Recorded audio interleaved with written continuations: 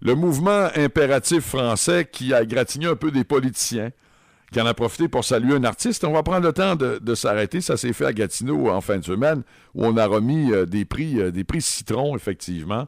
Hein? Et on va parler aussi de l'état du français au Québec. En entrevue avec M. Jean-Paul Perrault d'Impératif français. C'est maintenant.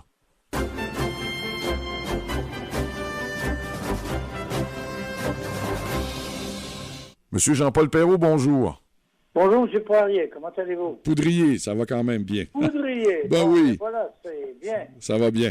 M. Perrault, dites-moi, très content de vous parler parce que ce déjeuner qui se tenait du côté de Gatineau avait une signification, c'est-à-dire que vous avez voulu souligner avec des prix Citron ceux qui peut-être écorchent un peu la langue française, ne lui rendent pas service. Vous avez rendu également hommage, et j'aime bien ça, à une artiste. C'est sûr qu'on ne fera pas le tour de tout le monde, M. Perrault, qui a reçu des prix Citron, mais j'aimerais qu'on en parle un tout petit peu. Entre autres, je veux commencer avec le président français Emmanuel Macron. Expliquez-moi un peu votre point de vue là-dessus. Bien, écoutez, quand il en est rendu à citer l'exemple nord-américain pour déclarer que l'anglais renforce la francophonie, eh bien, on voit bien qu'il n'est pas au courant de la situation au Canada où le français recule, et d'ailleurs, les recensements l'indiquent, et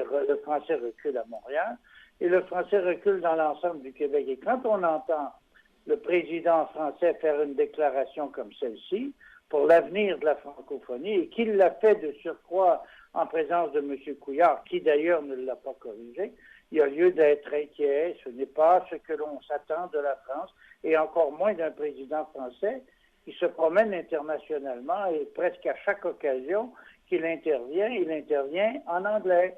Alors là, il y a un problème sérieux. La France est de moins en moins française.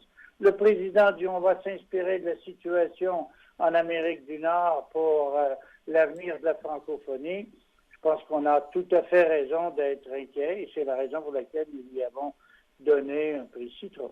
Maintenant, une récipiendaire également de ce prix un peu amer, c'est Mme Valérie Plante, nouvellement mairesse de la ville de Montréal, qui s'est retrouvée dans ce palmarès, M. Perrault.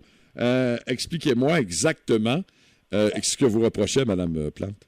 Ben, écoutez, le français est la langue commune d'usage public. Le français est la langue que tout le monde doit parler, sinon apprendre au Québec. Tout ce qui est en français s'adresse à tout le monde. C'est la langue de l'inclusion.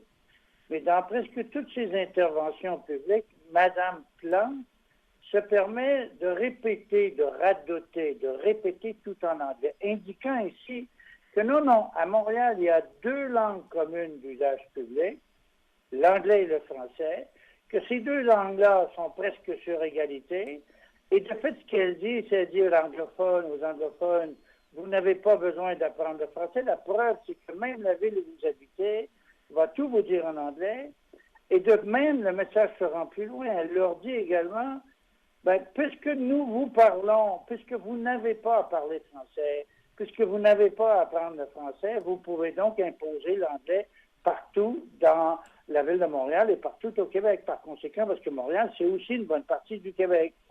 Et ce qu'elle dit à l'immigrant allophone ou à l'allophone qui vit au Québec, et il est bienvenu, elle lui dit, toi choisis, là, tu vois bien que l'anglais est à ce point important que je dis tout en anglais et que les anglophones n'ont pas besoin d'apprendre à parler français, donc choisissez, vous êtes peut-être mieux de choisir l'anglais. Il y a un problème sérieux. Les élus au Québec sont tenus de parler français et uniquement en français parce que c'est la langue que tout le monde doit connaître et le message doit être très clair.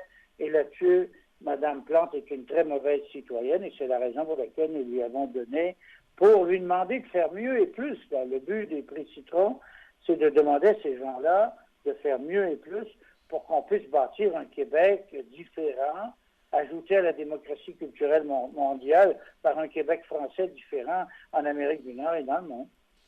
Il y a une réalité quand même à Montréal, puis je vous lance le portrait, là, répondez-moi, mais il y a une réalité à Montréal. Mme Plante peut se retrouver aussi devant une presse anglophone.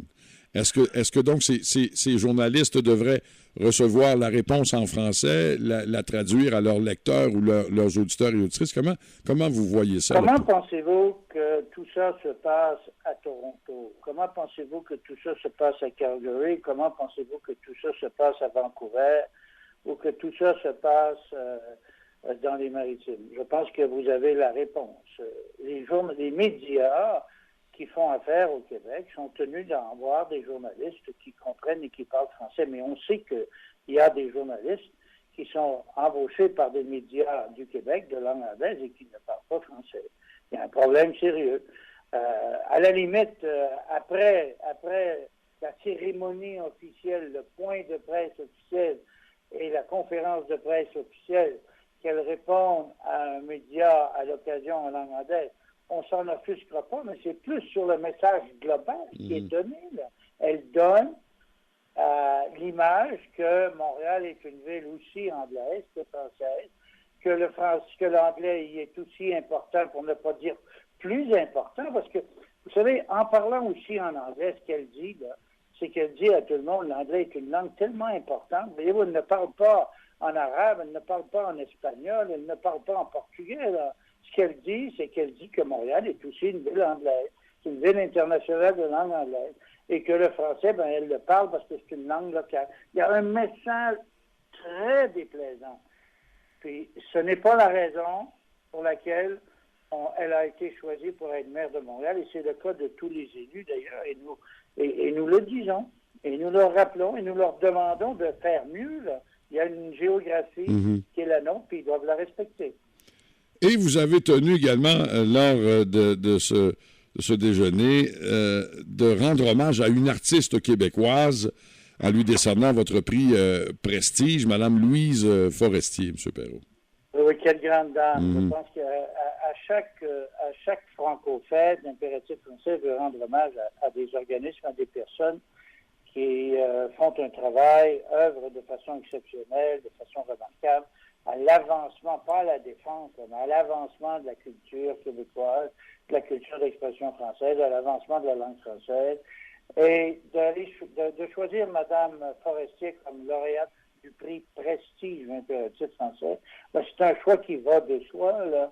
Elle a fait partie de cette grande mouvance de la Révolution, parfois trop tranquille néanmoins, mais elle a fait partie de cette grande mouvance de la Révolution culturelle québécoise, la Révolution tranquille. Elle a fait partie des artistes qui ont permis au Québec de développer, d'accélérer la création de sa propre culture, au point même d'en faire une culture qui est aujourd'hui à rayonnement international. De prendre le temps de souligner ce qu'elle a fait et ce qu'elle continue de faire, je pense que c'était pour nous une belle occasion de lui remettre le prix Prestige impératif français. Nous en sommes d'ailleurs très fiers. Mais je veux revenir sur un des prix Citron, M. Poudrier. Oui, allez-y. Vous vous rappelez, il y a quelques semaines, le Journal de Montréal a réalisé un sondage auprès des jeunes anglophones. Et les jeunes anglophones disaient qu'ils étaient frustrés parce qu'ils avaient des difficultés à se trouver des emplois, parce qu'ils maîtrisaient mal le français. Mais ça, nous avons remis en fin de semaine un prix Citron à l'ensemble du système scolaire de langue anglaise. Le système scolaire de langue anglaise au Québec n'est pas sans savoir que ce système existe au Québec et que leurs élèves, leurs étudiants, lorsqu'ils sortiront des écoles secondaires, collèges et universités, il faut qu'ils maîtrisent le français. Et si les établissements scolaires du Québec de langue anglaise ne sont pas capables de s'assurer que les jeunes qui sortent du système scolaire, de la garderie, du système primaire, secondaire, collège et université ne parlent pas français, pas étonnant qu'ils soient frustrés. Mais ils n'ont pas à être frustrés contre le Québec, ils ont surtout raison d'être fâchés contre leurs parents et contre eux-mêmes, mais surtout contre le système scolaire de langue anglaise qui ne leur donne pas les outils pour demain et aujourd'hui jouir d'une qualité de vie, accéder au marché du travail. La langue de travail, c'est le français. Et ça, je pense que c'est un problème très grave duquel on doit absolument parler. Et les jeunes l'ont dit dans le sondage. Là. S'ils ne le disaient pas ainsi, mais il fallait comprendre. On nous a volé, on nous a trompés. On ne nous donne pas ce que l'on doit recevoir. pour avoir demain un bon emploi au Québec et une bonne qualité de vie. Ça, pas étonnant, hein? Je pense que les gens devraient plutôt comprendre. Puisque la langue de travail et que la langue nationale au Québec est le français, pourquoi pas tout simplement, carrément, envoyer leurs enfants dans le système scolaire de langue française, puisque le système scolaire de langue anglaise a fait la preuve et continue à faire la preuve qu'il n'est pas capable de remplir sa responsabilité québécoise de préparer des jeunes qui demain vont travailler en français. M. Jean-Paul Perrault d'Impératif français, merci de votre grande disponibilité. Au plaisir de se reparler. Comme dirait l'autre en bon français, ce fut un plaisir. Merci, M. Baudrillard. Merci à vous. Bonne journée. Merci. Bonne journée.